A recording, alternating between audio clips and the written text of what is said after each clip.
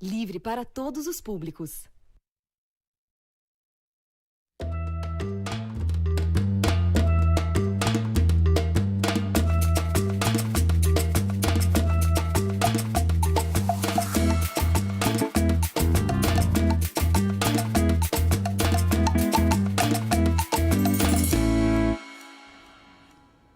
Olá, pessoal. Quarta-feira, 30 de outubro, começa mais um Bom para Todos ao vivo aqui na TVT, com análise das principais notícias e os destaques do dia.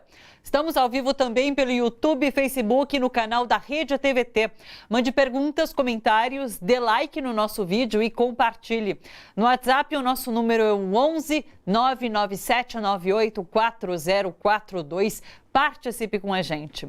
Vamos às notícias. Jair Bolsonaro acionou Sérgio Moro para intervir em processo de investigação do assassinato da vereadora Marielle Franco e do motorista Anderson Gomes. Ele quer que a Polícia Federal ouça o porteiro do condomínio onde mora, no Rio de Janeiro, que num depoimento relacionou o nome de Bolsonaro aos investigados pelo crime. Reportagem exibida ontem pelo Jornal Nacional da Rede Globo revelou que, de acordo com o porteiro, o próprio Jair Bolsonaro teria autorizado a entrada de Elcio Queiroz, um dos suspeitos, no condomínio, horas antes do duplo homicídio no dia 14 de março de 2018. Estou conversando com a Justiça o que pode ser feito para a gente tomar, via Polícia Federal, o depoimento novamente, o depoimento agora desse porteiro ser aberto, para esclarecer esse fato, de modo que esse fantasma, que querem colocar no meu colo, um possível mentor da morte de Marielle, seja enterrado direito. O jurista Pedro Serrano, em entrevista à Rádio Brasil Atual, classificou como grave o fato de Bolsonaro pedir intervenção da Polícia Federal no caso e passível de impeachment. E isso é muito mais grave do que o fato do porteiro ter citado, porque caracteriza, a meu ver, pela primeira vez desde o começo do mandato, todas as outras vezes que a mídia cogitou, para mim não tinha consistência jurídica a cogitação, pela primeira vez nós falamos, além de crimes comuns, caso ele adote essa conduta, em crime de responsabilidade passível de impeachment, porque a conduta é gravíssima, dolosa, implica em obstaculizar a investigação policial e utilizar da Polícia Federal para fins pessoais e defesa, né? Ou seja, além de implicar em vários crimes comuns aí, o de obstaculização de justiça, prevaricação, etc., tanto por parte do presidente quanto se o ministro Moro ceder, do próprio ministro Moro e do delegado que topar fazer essa barbaridade, né? Também qualificaria com o crime de responsabilidade do presidente, tornando passível de impeachment. Então, grave foi essa reação. Se ele efetivar, sair, a mera cogitação não é crime. Se ele efetivar essa conduta, nós vamos ter uma grave conduta do presidente da República, gravíssima, dolosa, caracterizando por parte dele, de quem participar, crimes comuns, e por parte dele, crime de responsabilidade sujeito a impeachment. Ou seja, a reação dele é muito pior no campo jurídico do que o fato do porteiro ter cogitado o nome dele. E a conduta foi efetivada. No final da manhã, o ministro Sérgio Moro enviou ofício à Procuradoria-Geral da República pedindo a instauração de um inquérito em conjunto com a Polícia Federal para apurar as circunstâncias do depoimento do porteiro do condomínio de Bolsonaro. Logo após a exibição da reportagem pela Rede Globo, Jair Bolsonaro fez uma transmissão nas redes sociais atacando a emissora. Vocês perderam! Vocês vão renovar a concessão em 2022. Não vou persegui-los. Mas o processo vai estar limpo. Se não tiver limpo, legal, não tem renovação da concessão de vocês e de TV nenhuma. A morte da Mariela, seus patifes da TV Globo, seus patifes, canalhas, não vai colar. Não devo nada a ninguém. Não tinha motivo nenhum para matar quem quer que seja no Rio de Janeiro. Conheci essa vereadora, fiquei sabendo que ela existia no dia que ela foi executada, que por coincidência foi no próprio 14 de março. Hoje pela manhã, Bolsonaro disse aos jornalistas que acompanham sua viagem ao Oriente Médio que o governador do Rio de Janeiro, Wilson Witzel, teve acesso ao inquérito que corre em segredo de justiça e chegou a alertá-lo no dia 9 de outubro, que era citado no processo. Deixar bem claro também, dia 9 dia 9 agora, nesse mês de outubro, 9 de outubro, às 21 horas, eu estava no Clube Naval do Rio de Janeiro, quando chegou o governador Witzel. Ele chegou perto de mim e falou o seguinte: divulgar uma matéria mentirosa. O processo está no Supremo. Eu falei, que processo? Não vão ter. O processo, que processo? Olha o processo da Amarelli. O que eu tenho a ver com a Amarelli? Não, o porteiro citou teu nome. Ou seja, Witzel sabia do processo que estava em segredo de justiça.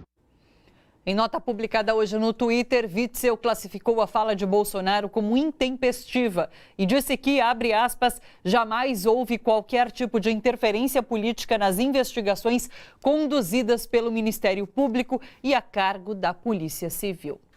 Quem nos ajuda a analisar as notícias hoje é o jornalista Leandro Fortes. Oi, Leandro, tudo bom? Oi, Thalita, tudo ótimo, tudo louco. Tudo louco. Qual foi o primeiro impacto dessa notícia para você? Olha, eu ainda tô digerindo aquele vídeo enlouquecido na madrugada saudita que o Bolsonaro fez. Aquilo ali é assim, claro, revela o psicopata que ele é e sempre foi, e aquilo é uma confissão de culpa. Ele falou tantas bobagens, ele falou tantas loucuras, ele criou tantas ligações, inclusive ligações que não estão presentes na matéria do Jornal Nacional, nem estavam presentes nas análises que haviam sido feitas até aquela hora. Você imagina, Thalita, que até a possibilidade de adultério, ele levantou naquele vídeo maluco, dizendo assim, pô, agora podem desconfiar inclusive da minha mulher, porque eu estava viajando e atender um homem lá em casa. Quer dizer, ele não tem noção de nada, ele está apavorado. Aquele vídeo é um vídeo de um homem completamente apavorado, né? Feito às 3h30 da manhã na Arábia Saudita, que teve que ser feito porque, né, ele está completamente em pânico, está com medo principalmente que o Flávio seja preso, né? E o que está acontecendo é o seguinte, ele agora está colocando o Moro, que virou um vassalo, não é mais um ministro, é um vassalo, virou um jagunço, para cima do porteiro. Eles estão indo com o governo, com a Polícia Federal, com o Ministério Público Federal, com todo o peso do governo, da Presidente da República, para cima de um porteiro. Eles abriram um inquérito, não é para verificar se o porteiro disse é verdade, é para verificar por que o porteiro falou aquilo. Esse porteiro, não sei onde ele está hoje, mas ele deve estar apavorado, porque ele prestou depoimento na Polícia Civil durante um inquérito comum, ordinário, depois do crime já acontecido. Você acha, Thalita, vocês que estão me vendo, você acha que um porteiro do condomínio do presidente da República e da milícia, e da central, do quartel-general da milícia do Rio de Janeiro, ia inventar essa história a troco de quê? E a história dele é muito simples e muito bem alinhada. O sujeito entrou, pediu para ir na casa 58, que é do Jair Bolsonaro, ele ligou na casa 58, falou uma voz que ele achou que era do presidente. Disse que ele poderia entrar, ele entrou, aí o porteiro viu pelas câmeras que ele não estava indo para a casa 58. Aí ligou de novo, olha, ele não está indo para a casa 58. Aí a mesma voz falou, não tem problema, eu sei para onde ele está indo. Esse é o depoimento do porteiro. Sim. E é esse depoimento que está deixando o Jair Bolsonaro em pânico. Agora assim, desculpa, pode falar. Agora, Leandro, ele disse nesse áudio que já sabia desde o dia 9 de outubro, porque inclusive... Outro crime, sim, de Witzel tinha comentado. Agora, ele teve um espaço suficiente de tempo para ter planejado uma resposta a tudo isso, caso viesse à tona. Claro. Mas ele decide vir desse jeito, intempestivo, de fato. É porque o seguinte, primeiro é o seguinte, o Witzel cometeu um crime. O Witzel não pode, o governador do estado não pode ter acesso a processos judiciais sigilosos, não pode. Não é da alçada dele. E ele pegou, além de ter cometido esse crime, ele vai e comete outro. Ele conta para o presidente da República, no dia 9 de outubro, segundo o próprio Bolsonaro. De 9 de outubro para cá, o Bolsonaro está digerindo essa informação apavorado, completamente apavorado, que alguma coisa aconteça. Mas ele tinha uma segurança, eu não sei se vocês estão sabendo, eu soube agora há pouco, enquanto você estava falando, Thalita, eu vi uma notícia aqui na internet, o Procurador-Geral da República, que foi colocado lá para isso, que é um engavetador, ele já deu uma notícia na Folha de São Paulo dizendo que já foi arquivado no Supremo essa possibilidade do porteiro, do caso ser levado para o Supremo. Ele classificou de factoide, né, e apoiou que as pessoas têm que ir atrás do porteiro para saber por que ele disse isso. Em vez de ir atrás do que o porteiro diz, estão indo atrás do porteiro. Então, o Bolsonaro já sabia que esse troço tinha sido arquivado também, que não iria subir para o STF. O que ele não sabia é que a Globo ia dar a matéria. Sim, né? claro. Porque a Globo está dando essa matéria um dia depois, né, ou poucos dias depois, dele ter feito a primeira ameaça de que não iria continuar renovar a concessão. Você acha que, de certa forma, é um contra-ataque da própria Rede Globo? É óbvio, a Globo não tem interesse público, Thalita. A Globo nunca tem... Se tem uma verdade que o Bolsonaro falou naquele vídeo, é que a Globo faz patifaria e canalice. A Globo só pensa na Globo. E assim, para manter o negócio Globo, ela faz qualquer coisa. Inclusive se voltar agora contra a criatura dele, que o Bolsonaro é uma criatura dele. Agora, o Bolsonaro, como é maluco, é um psicopata e não tem compromisso nenhum com a razão, ele pode brigar com a Globo. E vai brigar com a Globo, porque ele não tem consciência. Agora, Sérgio Moro, não pode brigar com a Globo. Sérgio Moro é uma criatura da Globo, criada pela Globo, sustentada pela Globo. Se ele cometer esse erro fatal de brigar com a Globo, ele está completamente perdido. Ele, depois que sair desse mistério, ele vai para a cadeia. Porque só o que segura o Moro é a Globo. A Globo deu para ele um repórter para escrever o livro dele. Né? Então ele está perdido se cair nessas parrelas junto com o Bolsonaro. A gente vai entender agora aspectos legais durante o programa. Agradeço muito sua análise aqui, Leandro. Muito obrigada pela participação, como sempre. Eu que agradeço, Thalita. Grande beijo, até mais. Olha só, o ministro da Justiça, Sérgio Moro, de fato solicitou à PGR a abertura de uma investigação para apurar as circunstâncias em que o nome do presidente Jair Bolsonaro apareceu no inquérito do assassinato da vereadora Marielle Franco e do motorista Anderson Gomes. Moro diz no documento que há inconsistência nas informações sobre o caso, que, segundo ele, sugere equívoco na investigação conduzida no Rio ou eventual tentativa de envolvimento indevido do nome do presidente no crime. O fato poderia demonstrar a tentativa de usar a Polícia Federal para fins privados de defesa? A gente já vai responder essa pergunta, porque, para além disso, quero trazer uma outra notícia aqui. Em discurso no plenário da Câmara ontem, o líder do PSL, Eduardo Bolsonaro, defendeu o uso da repressão policial caso o Brasil registre protestos como os que estão acontecendo no Chile e disse o seguinte, que a história vai se repetir. Vamos ver essa fala de Eduardo Bolsonaro. Não vamos deixar isso aí vir para cá. Se vier para cá, vai ter que se ver com a polícia. E se eles começarem a radicalizar do lado de lá, a gente vai ver a história se repetir. Aí é que eu quero ver como é que a banda vai tocar. Muito obrigado, senhor presidente. Pois é, sobre tudo isso a gente conversa agora com Flávio de Leão Bastos Pereira, que é professor de Direitos Humanos e de Direito Constitucional da Universidade Presbiteriana Mackenzie. Olá, professor, um prazer te receber aqui novamente. Olá, Flávio. Como vai? Tudo bom? Tudo bem, Thalita, como vai? Um prazer falar para vocês novamente, para os nossos telespectadores. Prazer é nosso.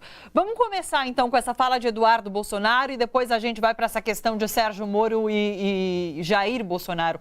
O que representou para você uma fala como essa de Eduardo Bolsonaro? Porque ele não deu a entender diretamente que se trata do período da ditadura militar, mas quer dizer isso. Perfeito. O discurso, esse tipo de discurso, ele não é novidade, não é? Em relação a certos grupos que se manifestam politicamente atualmente no Brasil, mas é um discurso que remete a um período de exceção, a um período ditatorial. E, portanto, é contrário à própria Constituição, é contrária ao espírito republicano, é contrária ao espírito democrático que deve nortear a relação entre poder executivo, legislativo, judiciário e em relação aos cidadãos. Trata-se de uma ameaça a todas essas instituições, inclusive. Não deixa de ser não só uma ameaça, mas uma desconsideração às instituições que vêm, nestes dias tão difíceis que o Brasil atravessa, com erros e acertos, desenvolvendo o seu papel. Né? É preciso que a população entenda, e especialmente aqueles que são formadores de opinião, como líderes políticos, que é preciso reforçar o papel das instituições e não atacá-las. Né? O endereço direto dessa afirmação, no primeiro plano, são as instituições democráticas. Sim. Em relação a essa... Vamos voltar à história da relação de Jair Bolsonaro com o caso Marielle. Ele aciona, então, Sérgio Moro. Sérgio Moro pede o inquérito, envia o ofício à PGR. É possível, é legítimo, é legal essa atitude por parte de Jair Bolsonaro de acionar a Polícia Federal, de acionar Sérgio Moro, ministro da Justiça? Você pode-se até imaginar uma situação como essa quando um fato que vem a público de competência de investigação da Polícia Federal precisa ser investigado e a polícia recebe a notícia de entidades, autoridades, pela imprensa, etc. Agora, é preciso também analisarmos qual é a natureza da Polícia Federal no Brasil. É uma instituição que deve ser independente, respeitada na sua autonomia, respeitada nas suas decisões investigativas. É uma instituição republicana e que, portanto, voltamos ao ponto da instituição. Deve ser considerada e acionada quando sua competência estiver envolvida num contexto e de forma a atender ao interesse coletivo, jamais a interesses pessoais. Que foi o que aconteceu. Me parece que é o que ocorreu, já que o Ministério Público do Estado do Rio de Janeiro, a Polícia Civil já estava investigando o caso. Então, é preciso saber qual será o papel da Polícia Federal nesse momento. Polícia Federal essa que vem sofrendo algumas interferências nos últimos tempos, como pelo menos dão conta, como dá conta a imprensa, né? Sim. Cotidianamente. Sim. Flávio, agradeço muito as suas explicações aqui no Bom para Todos. Muito obrigada pela participação. Eu que agradeço. Um bom dia, boa tarde a todos. Boa tarde, até mais. Tchau, tchau. Obrigado. Olha só, o Bom para Todos faz um rápido intervalo.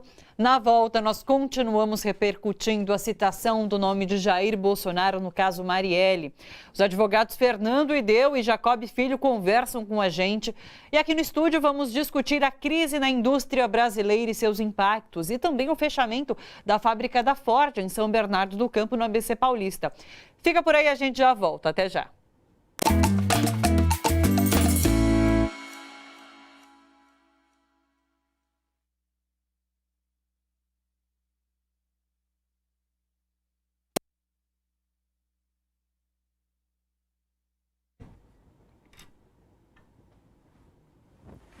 Olá, pessoal. Boa tarde para todo mundo. Mas ela me mandou alguma sim, olha. Vou pegar aqui. Cissa me mandou alguns comentários. Deixa eu receber primeiro os convidados. Oi, Wellington. Tudo bom? Tudo bem, você? Tudo bom. Também. Pode se sentar. Oi, Jefferson. Com você de novo. Tudo bom? Tudo bom. Pode se sentar também. Sempre um prazer receber vocês. Deixa eu ler primeiro uns comentários. Olha só, o Paulo Andrade está com a gente, disse Brasil à deriva com PSL. O Santos Dário disse assim, vamos botar pressão do Estado no pobre do porteiro, um absurdo. Joel falou, estou só de boa acompanhando essa guerra entre Globo, Bolsonaro, Witzel.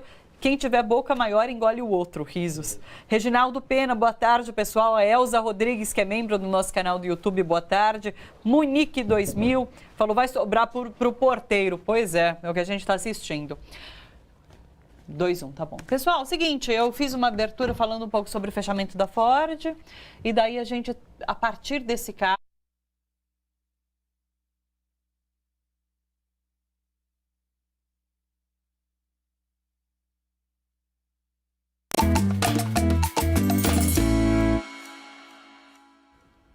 Bom para Todos de volta ao vivo.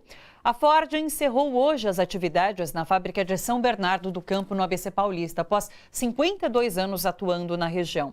600 funcionários que ainda trabalham na linha de montagem serão demitidos amanhã, no dia 31 de outubro. A unidade era uma das fábricas de veículos mais antigas do Brasil. Ao todo, a Ford empregava 2.350 funcionários. Apenas 1.000 da área administrativa serão mantidos. Foi cogitada a venda da unidade, mas nada se concretizou até agora. Quais os impactos para a região e para o Brasil como um todo? E o que revela uma notícia como essa em relação ao desemprego no país e à indústria brasileira? Para essa conversa, estamos com Wellington Messias Damasceno, diretor executivo do Sindicato dos Metalúrgicos do ABC, e Jefferson José da Conceição, professor da Universidade Municipal de São Caetano do Sul e coordenador do Observatório de Políticas Públicas, Empreendedorismo e Conjuntura da USCS. Sejam bem-vindos, pessoal. Muito obrigada pela presença. Obrigado. Prazer estar aqui com você. Prazer é nosso. Vamos começar, então, com o Wellington. Eu queria que você falasse um pouco sobre o fechamento dessa fábrica. Houve uma tentativa, negociações do sindicato para que isso não ocorresse, mas acabou fechando. Existia, inclusive, a notícia de que a Caoa poderia comprar, mas nada foi efetivado e, enfim, chegamos a esse ponto. Eu acho que é importante frisar, primeiro no caso da Ford, que faz 20 anos, ou até um pouquinho mais, que o sindicato vem resistindo a tentativas de fechamento dessa unidade da Ford. Isso perpassa por uma estratégia da Ford mundial, não é só uma questão local, sim, mas ainda assim nos pegou de surpresa pelo histórico da empresa e por um produto que era produzido aqui, que eram caminhões, sim, era um produto que tem, ainda que se pegar o contexto global da Ford pudesse ser pouco, mas para efeitos no cenário brasileiro, dava um lucro significativo para a empresa. Então, de fato, a gente acreditava que caminhões ajudaria a gente a fazer um período de transição até que pudesse vir novos investimentos em carros para essa planta. E acabou, não podemos dizer que fomos totalmente surpreendidos, porque já vinha em negociação, em tratativas, mas a gente nunca esperava que, de fato, visse o fechamento dessa empresa aqui no ABC. E a gente está com uma outra discussão, que é essa questão da Caoa, que sim, ainda não se concretizou. E o que tem sido anunciado por todos os entes que participam da discussão, é que tem um problema justamente com o BNDES. E até a crítica que a gente tem feito enquanto sindicato, porque o banco ele é um banco que deveria incentivar uma empresa, inclusive nacional, fazer a compra de uma multinacional, seria algo emblemático aqui, não só para a região, mas para o Brasil.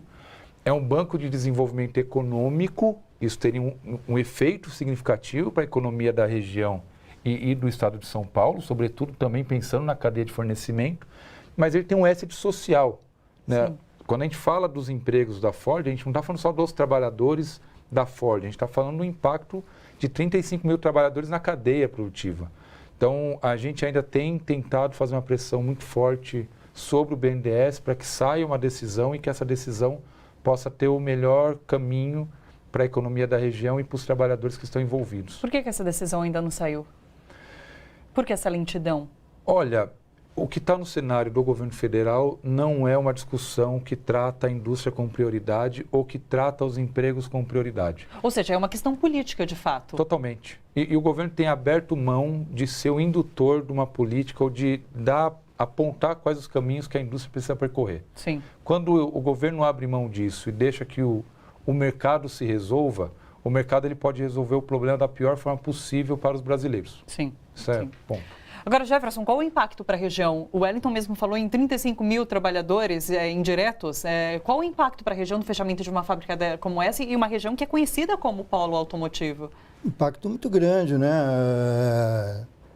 Talvez em termos de arrecadação, com certeza, mas eu destacaria a questão tecnológica. Sim. São empregos qualificados que acabam fazendo conexões com universidades, com pesquisa e desenvolvimento. A Ford sempre teve uma engenharia importante, ela foi, do ponto de vista das relações de trabalho, também paradigmática, como aqui lançou o banco de horas, o layoff, inovações do ponto de vista de participação dos trabalhadores. Então, é uma perda bastante grande. Eu queria destacar que, como o Wellington mencionou, essa é um fechamento numa unidade em São Bernardo, mas a partir de um cenário internacional.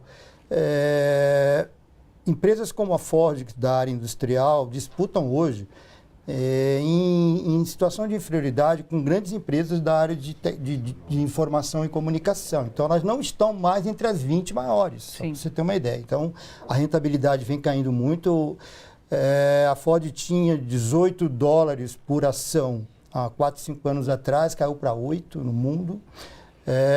Tomou a decisão de fechar as unidades, não apenas no Brasil, mas as suas unidades de caminhões. Então, Turquia, por exemplo, França, Rússia, todas estão sendo afetadas. Então não é uma decisão apenas no Brasil. E tem um impacto muito grande para o Brasil, antes mesmo para o ABC, porque pode sinalizar outros fechamentos, não apenas no ABC. Sim. E é importante, sim, uma postura governamental. São 100.000 pessoas afetadas aproximadamente, envolvendo familiares, um volume de faturamento da ordem de 600 milhões por ano, que em cadeia pode chegar a 1,5 bilhão de faturamento. Então, é muito grande o impacto. E é simbólico num momento como esse de desemprego, o fechamento de uma unidade e, como você mesmo disse, nenhuma ação por parte do governo de colaborar para que isso não aconteça.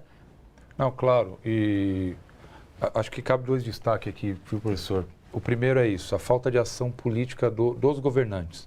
Porque quando a GM anunciou sair de São Paulo, o governador de São Paulo lançou um programa, e um programa carente de contrapartidas, né? Você trazia o benefício para a empresa, mas não tinha as contrapartidas, seja em investimento em tecnologia, em desenvolvimento, ou cumprimento de algumas etapas para que a empresa, de fato, fizesse as compras dela dentro do território paulista ou mesmo no território brasileiro. Isso que ainda teve uma ação do governo de São Paulo, porque do governo federal não teve nenhuma.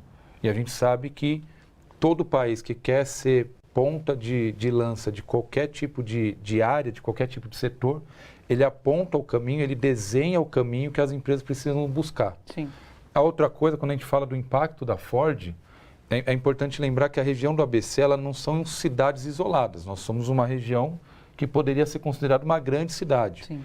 E os setores de serviço e os setores comerciais que têm crescido em cidades como Santo André ou São Caetano, eles são muito dependentes da massa salarial que vem da indústria que está aqui em São Bernardo, em Diadema. Claro. Então, o próprio fechamento da Ford e o que isso pode significar em cadeia, né, outras empresas sendo afetadas, isso tem um impacto terrível em setores que muitas vezes até estruturas governamentais têm falado que a solução é serviço, a solução é comércio, mas eles só sobrevivem se tiver uma indústria pujante por trás que coloque esse tamanho de recurso que o próprio professor citou. Claro. Quando você perde essa capacidade das cidades terem esse recurso de volta, claramente que a gente vai ter esse efeito também em cascata nos outros setores. A Ford anunciou o fechamento, Wellington, há 10 anos atrás, do desejo de fechar na França. E o governo francês interveio.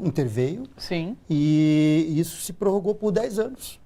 Então, mostrando o que você está chamando a atenção, da importância do essa governo. ação, claro. E a importância do poder de compra, é isso que você falou, né? De poder de compra na rua, para movimentar a economia. Agora, eu queria repercutir com vocês uma fala da Confederação Nacional da Indústria, que celebrou a queda no custo do trabalho.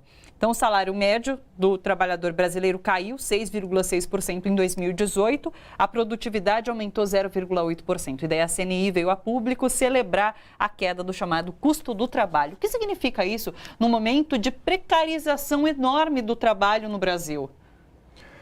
Você me permite, professor? Por favor. Porque... trata-se de um absurdo. Antes de mais nada, um absurdo. Primeiro que a própria CNI lançou um estudo onde ela avalia diversos fatores de competitividade, o Brasil com outros países. E o único ponto que a gente aparece positivo é na oferta e custo de mão de obra. Então, ela já tinha esse estudo anteriormente.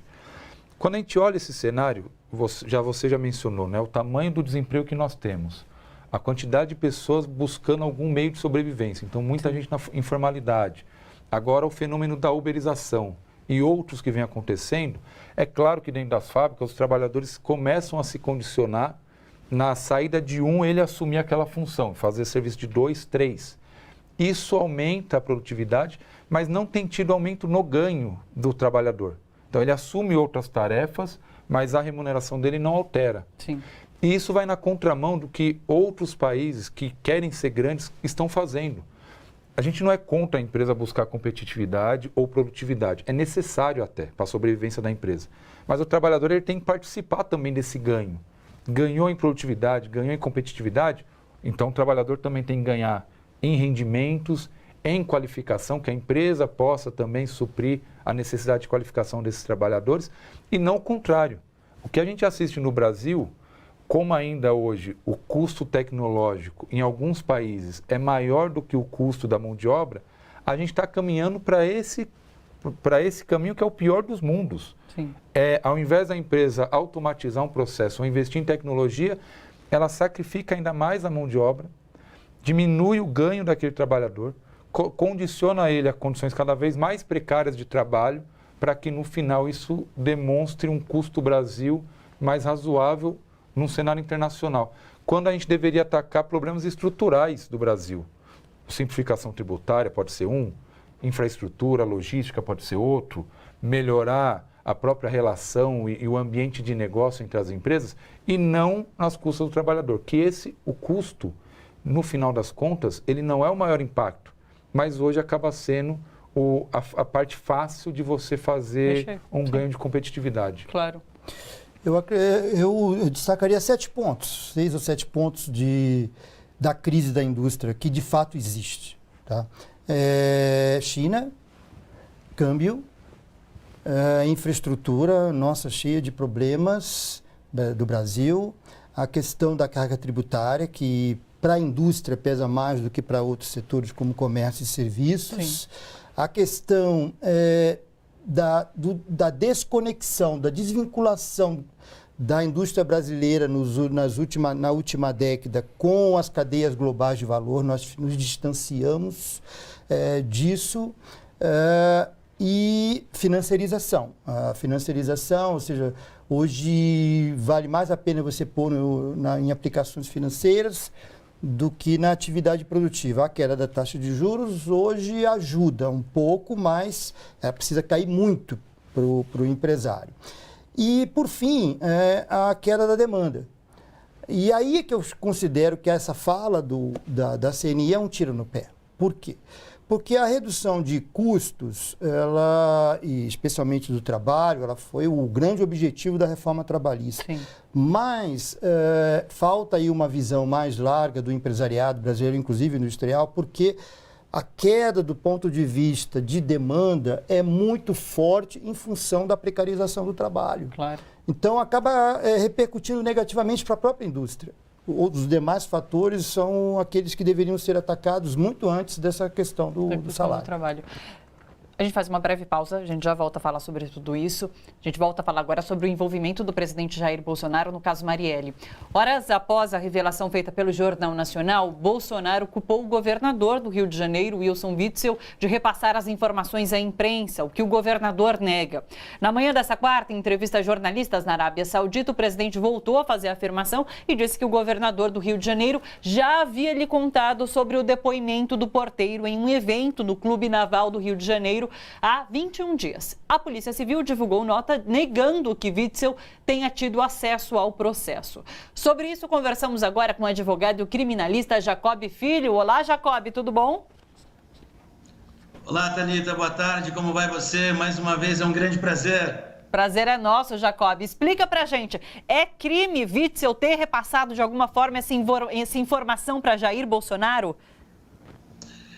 Presta atenção, Thalita. Este inquérito policial, este procedimento, ele corre em sigilo. Foi determinado que toda essa apuração deste crime corresse em sigilo. Quando uma autoridade, no caso, o governador do estado do Rio de Janeiro, toma conhecimento de atos sigilosos, do qual ele não deve saber, e ele passa informações privilegiadas, em tese, a um indivíduo que seria delatado ou investigado, sim, em tese é crime. Ele não pode ter acesso a essas informações. E é por isso que a Polícia Civil emite uma nota dizendo que o governador não teria acesso a esses documentos. É por essa razão que a Polícia Civil emite uma nota nesse sentido. E também vem de encontro com a nota emitida pela Polícia Civil, a nota emitida hoje pelo ministro de Estado, Sérgio Moro, pedindo a apuração e que tudo isso vá para a Procuradoria-Geral, exatamente para tentar, de uma forma isenta, que se apure os fatos.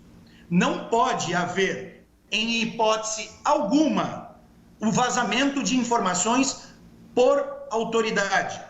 A imprensa, Thalita, pode, você, como imprensa, pode ter acesso a essas informações e vazá-la. Isso, inclusive, é um princípio basilar da democracia.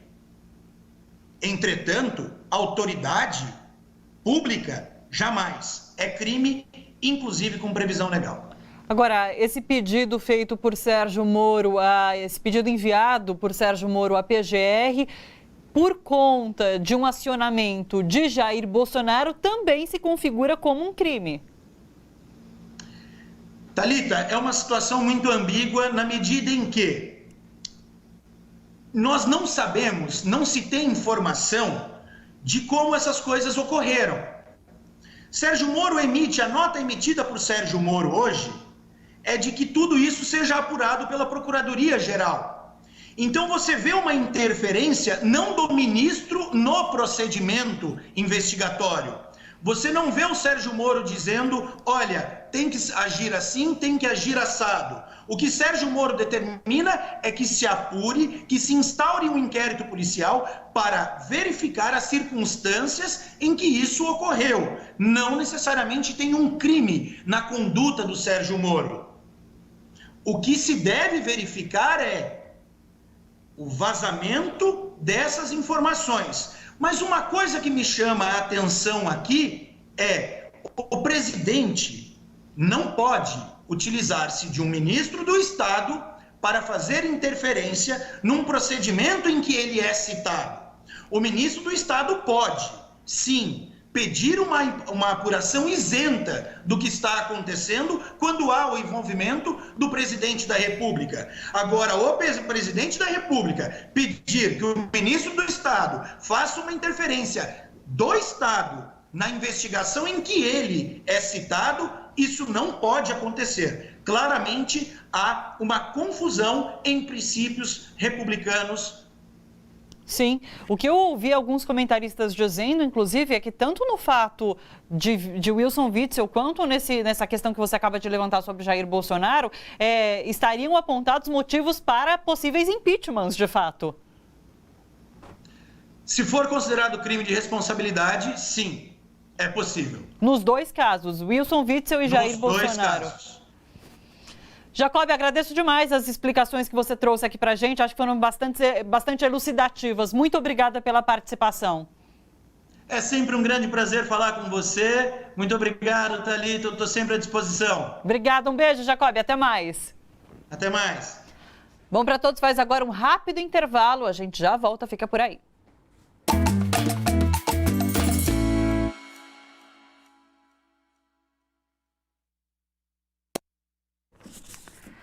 Peraí, só que eu não tenho informação, essa informação sobre a PGR, mas o Fernando Lideu deve ter, tá bom. Deixa eu ver se eu consigo ler alguns comentários, vamos lá. Estamos ao vivo? Estamos nas redes, vamos lá. Olha, Marcela Marques falou assim, até quando seremos reféns desse clã? Fernando Gregório, que está sempre aqui com a gente. Boa tarde, Fernando. Disse, a Ford fechou, cadê a Caoa, cadê o Dória? Acho que o Wellington explicou bem onde estão esses dois personagens. Dória até tentou de alguma forma, enfim, mas não rolou, né? Vamos lá, vamos voltar.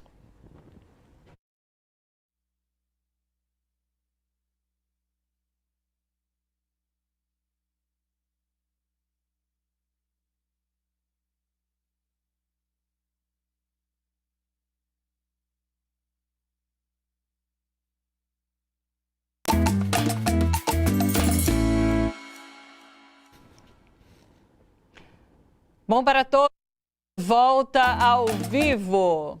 Estamos ao vivo, ok? Estamos conversando hoje sobre a indústria brasileira com Wellington Messias Damasceno, diretor executivo do Sindicato dos Metalúrgicos do ABC, e Jefferson José da Conceição, professor da Universidade Municipal de São Caetano do Sul e coordenador do Observatório de Políticas Públicas, Empreendedorismo e Conjuntura da USCS.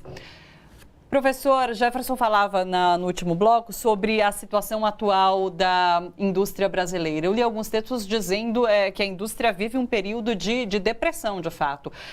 Existe um estudo, inclusive, apontando que desde 2014, enquanto outros países aumentaram em 10% a indústria, exatamente, a indústria em outros países, no Brasil a gente teve um retrocesso em relação à expansão da indústria. É isso, de fato, a gente vive um momento bastante crítico em relação à indústria aqui no Brasil. Queria que você comentasse, Jefferson. Sim, nós em meados dos anos 80 tínhamos a indústria participando do Produto Interno Bruto em torno de 22%. Essa participação hoje está em 11%. Uma queda muito grande, sim, muito forte. Claro que houve um crescimento da produtividade nesse período, mas ainda assim a participação cai muito. Nós temos uma queda dos investimentos públicos, uma concorrência do setor internacional, especialmente da China, como eu mencionei, muito forte, e a ausência de políticas públicas, de política industrial neste governo, muito claramente. E aí eu chamo a atenção para um aspecto, países avançados como os países europeus, especialmente a Alemanha e os Estados Unidos, não abandonaram a sua indústria, não abandonaram. Vivem a crise em função da concorrência com a China e por isso os Estados europeus e o Estado americano conduzem hoje em projetos de revitalização da sua indústria. Sim. No caso europeu, a indústria 4.0, que é conduzida pelo Estado com a parceria de setor privado e universidades, e no caso dos Estados Unidos, o governo americano, juntamente com o setor privado, buscando fortalecer a sua indústria com o projeto Manufatura Avançada. Em ambos os casos, claro, uma nova configuração da indústria no futuro, uma indústria mais automatizada, com a combinação de novas tecnologias, impressão 3D, internet das coisas, nanotecnologia e outras, o que nós chamamos de indústria 4.0, mas ainda assim um apoio à indústria em ambos os casos. No caso brasileiro, nós vemos uma debilidade, uma fraqueza muito grande nisso. Na comparação com esses países que você citou, a porcentagem da indústria representada no PIB no Brasil é muito menor do que a desses outros países? Não, lá também caiu bastante, caiu menos que no Brasil. Entendi. Sofreram muito com a concorrência chinesa, em particular, dos países asiáticos. Mas exatamente isso levou eles, como eu menciono, a buscarem estabelecer uma estratégia de trazer de volta a sua indústria. E estão conseguindo. Sim, estratégia essa que não existe no Brasil. Em relação à indústria 4.0, que o Jefferson citou, 4.0, desculpa. Qual é a aplicação dessa indústria hoje aqui no Brasil? Existe? A que passo a gente caminha? Olha, não podemos dizer que existe da forma que ela é concebida, porque ela necessitaria de uma internet muito de alta capacidade. Sim. Tanto que a disputa entre China e Estados Unidos por conta de quem terá o domínio do 5G perpassa por também quem vai ter o domínio dessas tecnologias e, sobretudo, o controle dessas novas tecnologias, né? Muito mais do que o ambiente automatizado, modernizado, passa pelo controle das informações que são trocadas entre os equipamentos e que alguém vai ter o controle de tudo isso. Sim. O Brasil, eu até complementando o que o professor Jefferson disse, que eu estou totalmente de acordo, eu acho que a gente, se não tiver um grande câmbio na forma de condução do país, a gente caminha para ter 3 cenários muito preocupantes. As grandes indústrias que têm capacidade de investimento, e que normalmente são transnacionais, elas vão conseguir manter os investimentos no Brasil, mas a partir de um movimento de compra de tecnologia de fora. Sim. E isso tem um impacto direto no emprego dos trabalhadores. A gente tem uma manufatura muito de base, a nossa indústria é de baixa tecnologia, ela é muito simples de ser automatizada. Um segundo momento, aí sobretudo as empresas médias para pequenas e geralmente de capital nacional, ou elas vão sumir, ou elas vão acabar fazendo aquilo que nós comentávamos no outro bloco, de compensar o custo da produtividade em cima dos trabalhadores, porque ela não vai ter potencial de investimento. O professor Jefferson já abordou, o custo do empréstimo é muito alto para valer com o lucro que a empresa acaba tendo. Sim. Então, ela corre para a financiarização e não para fazer o investimento em produção. E um descolamento da estratégia governamental. Enquanto países como a Alemanha e Estados Unidos acabam por multiplicar os investimentos, sobretudo na educação de nível superior, o Brasil, a gente vê o governo fazendo corte nos investimentos em educação. E queira ou não queira, quando você fala desse desenvolvimento tecnológico, tanto os Estados Unidos quanto a Alemanha, ou poderia falar de Japão, poderia falar de China, mas o governo orquestra uma sinergia entre empresas privadas, empresas públicas e academia, principalmente pelas universidades. Então, com isso, você faz o investimento nas universidades e esse investimento acaba irradiando para as outras empresas. Isso dá um novo patamar no nível tecnológico para esses países.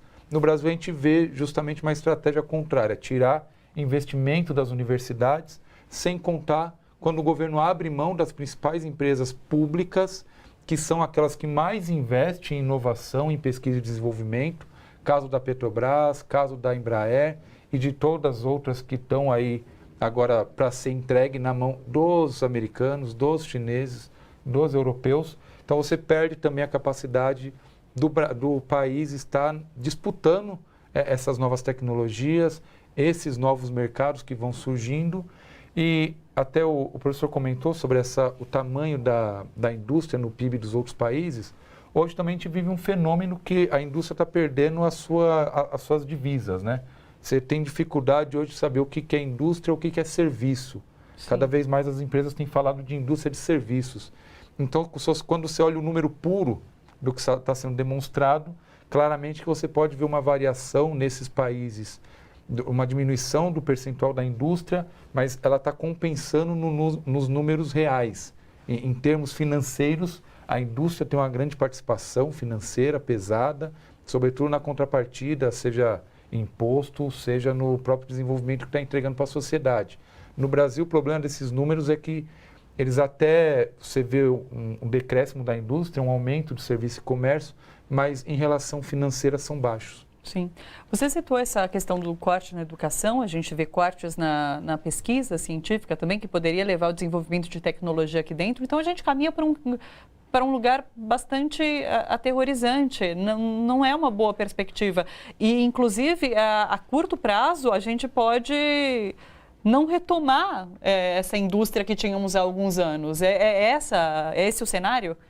Sim, é esse o cenário. E os países avançados mostram o caminho. Esse caminho aponta para abandonar os castelos. O que são os castelos?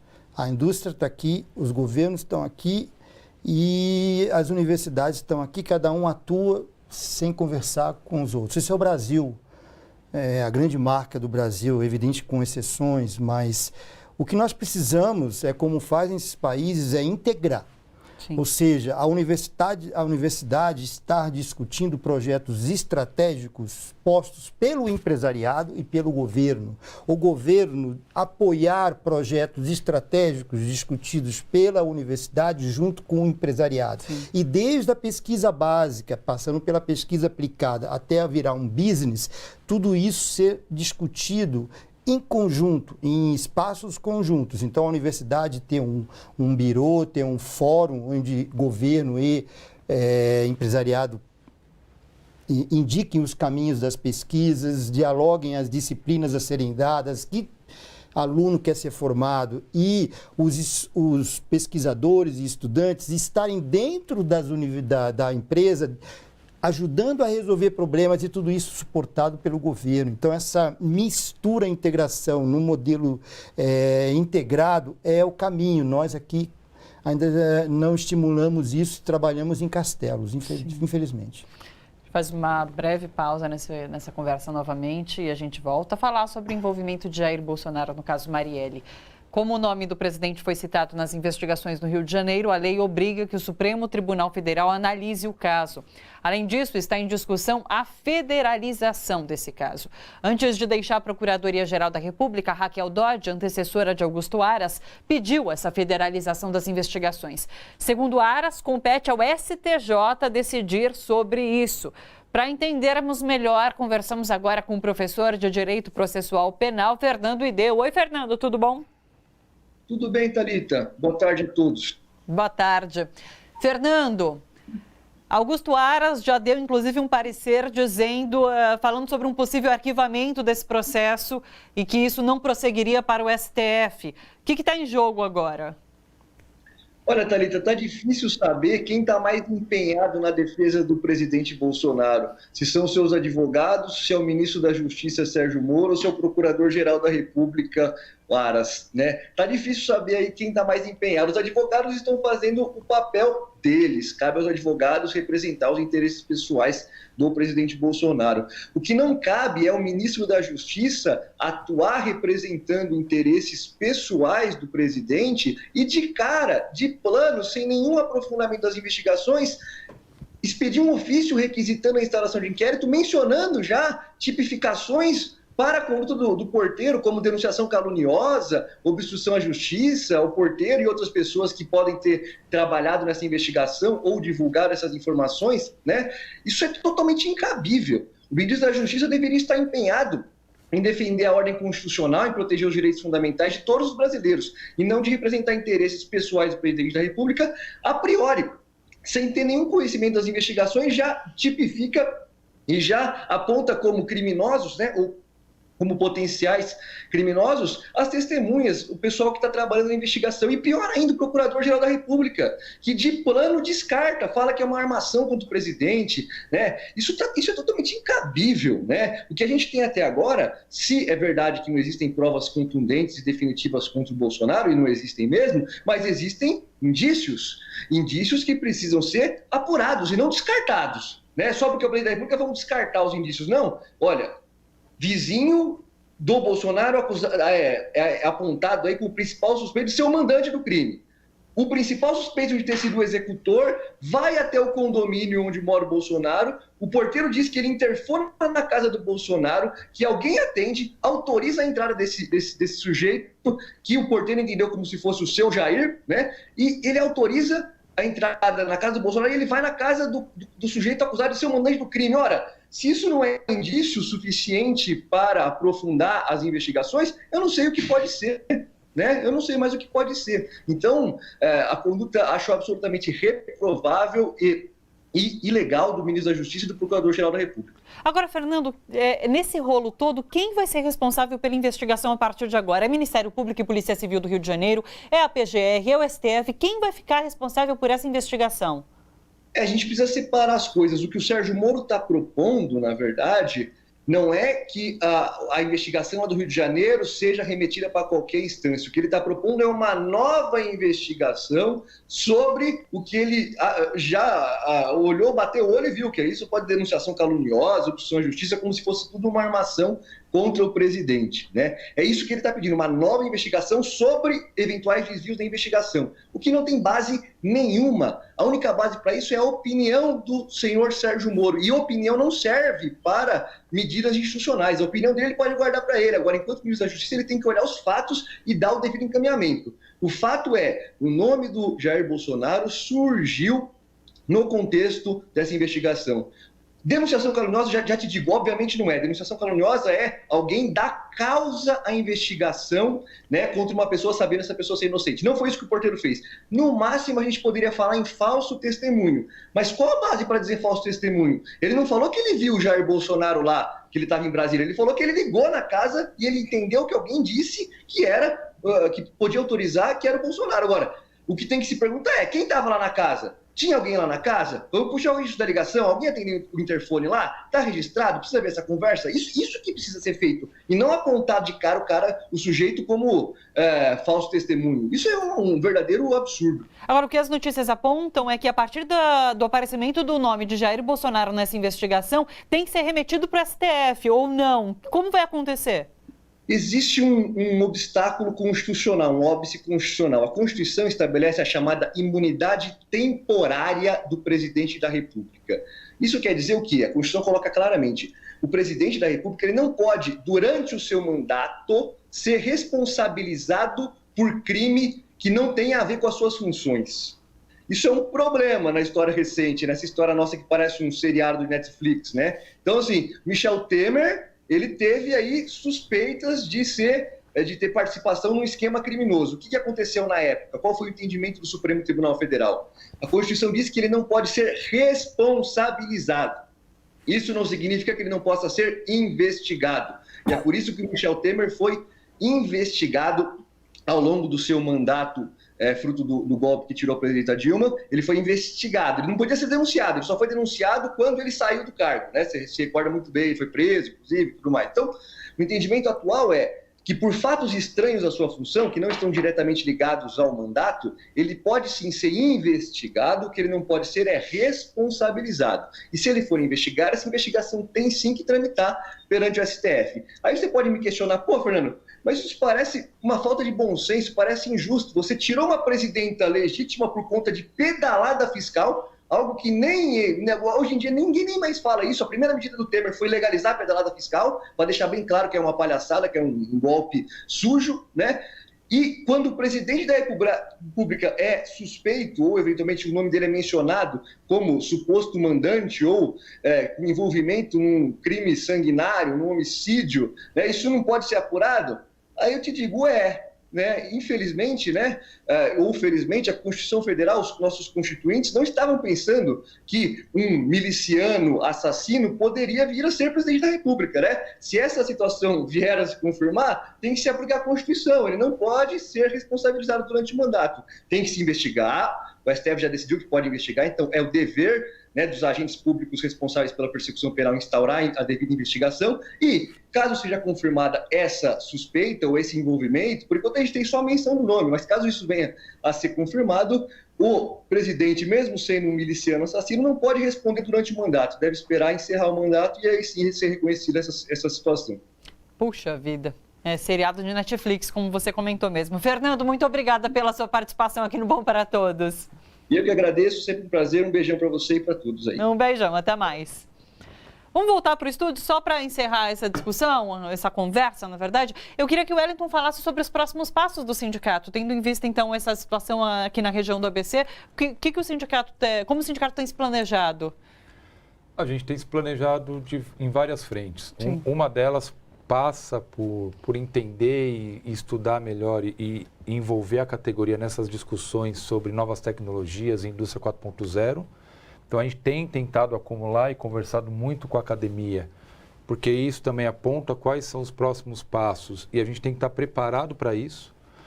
Um segundo momento que diz respeito a não só a indústria 4.0, mas nós falávamos, né, antes de entrar aqui no estúdio, sobre carros elétricos, ferramentaria, setor de autopeças, setor de defesa.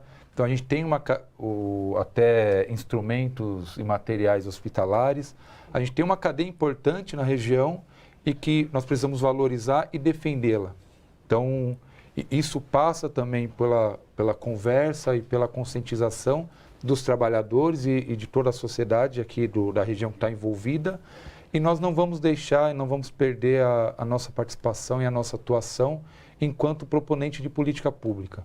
A gente acredita que se a gente quer uma sociedade melhor, mais inclusiva, que os trabalhadores sejam protagonistas da sua história, que nós possamos ter uma indústria pujante, que ela possa disputar um espaço na geopolítica mundial, a gente precisa continuar apostando em políticas inclusivas, mas que aponte qual o caminho que o Brasil vai percorrer e o que o Brasil quer enquanto país, enquanto indústria, enquanto sociedade.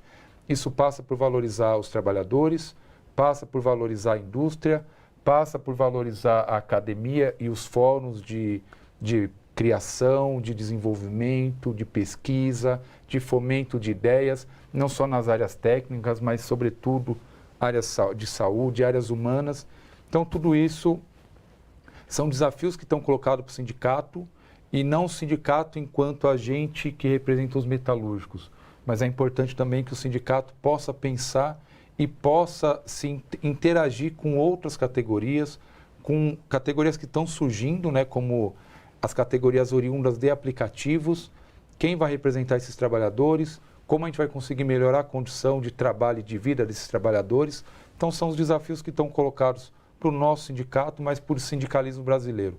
E nós temos certeza que a gente vai cumprir esse papel histórico mais uma vez, sem dúvida nenhuma. Quero agradecer demais a participação de vocês. Foi muito bom conversar com vocês aqui no estúdio. Muito obrigada, pessoal. Nós que agradecemos. Obrigada. Uma última notícia, uma última discussão, na verdade, conversa aqui por Skype. Jair Bolsonaro volta da Arábia Saudita hoje, chega ao Brasil nessa madrugada. Ontem o presidente declarou ter afinidades com o príncipe herdeiro do país, Mohammed bin Salman, acusado pela ONU de estar envolvido no assassinato e esquartejamento de um jornalista. Hoje pela manhã, na Arábia Saudita, madrugada aqui no Brasil, Bolsonaro fez um discurso de improviso a investidores sauditas e abriu a sua fala dizendo que se sentiu, abre aspas, quase irmão do príncipe saudita. Quais os significados disso? Para fazer um balanço dessa viagem de Bolsonaro à Ásia e Oriente Médio, nós conversamos agora com o professor Lejene Mirhan. Olá, professor, bem-vindo. Oi, olá, Thalita. Muito bom falar com vocês de novo. Muito e com bom. um tema que envolve o mundo árabe. Exatamente, eu quero que você dê o seu parecer para a gente em relação ao que foi essa viagem e principalmente sobre essa aproximação com o príncipe da Arábia Saudita. Então, primeiro assim, ele escolheu os 3 países que têm as, digamos assim, as piores monarquias feudais do mundo árabe, né? Ali no Golfo são 9 monarquias, todas são feudais, todas são de extrema-direita. A Arábia Saudita não tem parlamento, não tem partido funcionando, não tem Constituição. A Constituição da Arábia Saudita é o Alcorão, é um Estado altamente teocrático, né? Então ele já escolhe um roteiro. Eu nunca posso deixar de registrar, comparando diplomacias, o presidente Lula. Em diplomacia internacional, você não precisa falar assim, eu sou contra os Estados Unidos. Você toma certas atitudes. Qual foi o primeiro país e a primeira capital que o presidente Lula escolheu no dia 3 de dezembro de 2003 para desembarcar? Damasco, na Síria. Não é? E Damasco, até hoje, não saiu da lista da Síria dos países que financiam o terrorismo. E quais as 3 cidades que o Bolsonaro escolhe para visitar?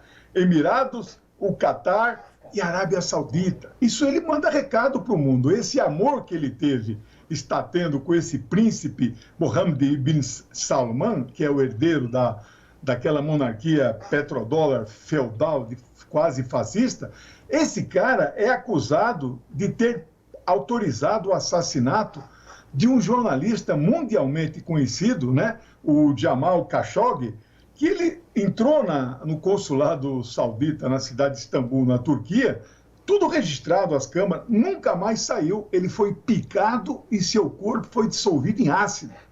Este príncipe, que o Bolsonaro está enamorado dele, ele é um grande financiador da extrema-direita no mundo inteiro, não é? Então, se você quiser, eu posso comentar, assim, numa frase, o significado dessa viagem. Um fracasso retumbante, porque não trouxe nada para o Brasil. Na verdade, ele decide fazer essa viagem, não é? Porque estava muito mal a posição do Brasil na diplomacia internacional. O Brasil hoje é um anão diplomático, né? Por quê? Aquela coisa de transferir a embaixada do Brasil de Tel Aviv para Jerusalém, que não foi efetivada, pegou muito mal entre os árabes. Então ele precisava dar uma amenizada. Ele não tem amor nenhum pelos árabes. Ele é judeu, ele é cristão sionista, que é talvez um pior tipo de sionista, que é o sionista judaico, o sionista político judaico. Ele é um cristão sionista, ele defende, inclusive, que todos os judeus retornem para a Palestina e tirar os palestinos da sua própria terra. Então, essa é a concepção dele hoje. Então, nós aí devemos fazer uma crítica. Ele está batendo no peito que conseguiu 10 bilhões de dólares. Isso é trocado, é esmola da Arábia Saudita. O Trump, numa das viagens que fez lá, e ele já fez várias, ele arrancou 300 bilhões de dólares da monarquia saudita. Então não há qualquer Câmara de Comércio, essa que fica na Avenida Paulista, Câmara de Comércio Árabe-Brasil, CCAB, essa Câmara fecha um acordo desse tipo. No Emirados Árabes, que foi o primeiro lugar, ele não foi recebido sequer pelo Emir, né? Então, o que eu consultei o mundo árabe, consultei amigos libaneses para falar aqui com... O meu árabe não é suficiente para fazer a leitura dos jornais em árabe. Mas, olha, a mídia do mundo árabe quase que ignorou. É como se estivesse recebendo um país, uma republiqueta de bananas, né? Então, não deu nenhuma repercussão lá no mundo árabe. Então, puxa vida, é interessante essa leitura que eu realmente não tinha visto em outros lugares. Então é bastante interessante você trazer essa outra visão, essa outra leitura sobre o que foi essa viagem. Olha, inclusive um serviço, na próxima sexta-feira, dia 1º de novembro, o professor Lehen Mirhan vai lançar 3 novos livros pela editora Parte. Um livro sobre eleições no Brasil, outro de geopolítica mundial e um terceiro sobre a história da Palestina. Esse evento vai acontecer na sede nacional do PCdoB, no Saguão, na livraria Anita Garibaldi, que fica na Rua Rego Freitas, 192, na Vila Buarque. E os livros podem ser adquiridos também pela loja virtual da editora, que é a parteeditora.com.br. É isso, né, professor? É isso. Por falta de lançar um livro, eu vou lançar 3 de uma vez só. O 11º, o 12º e o 13º livro, né? Dos meus 13 livros, 4 são de sociologia e 9 de política internacional. Então, assim, para concluir, eu sei que você está com o horário esgotado, Bolsonaro conseguiu fazer o Brasil desaparecer do cenário político internacional. Mesmo essas monarquias que ele visitou, sendo órbitas de influência, protetorados dos Estados Unidos, e ninguém gosta de saber que um país potência como o Brasil, que foi até outro dia, é subserviente aos Estados Unidos. Então, ele foi quase que ignorado pela mídia do mundo árabe, né? O mundo árabe, mesmo a maioria dos países sendo amigo dos Estados Unidos, eles veem o Brasil hoje para falar com o Bolsonaro o quê? Se eles falam direto com o Trump, né? Então, não teve nenhum ganho para o nosso Brasil, né? Foi uma tentativa muito rasa, assim, não conseguiu o objetivo de marketing. Eu poderia reduzir uma frase: um fracasso retumbante total essa viagem. Professor, agradeço demais a sua participação. Muito obrigada. Um abraço. Obrigado a você. Um abraço. Bom, para todos fica por aqui. A gente volta amanhã. Tchau, tchau, pessoal.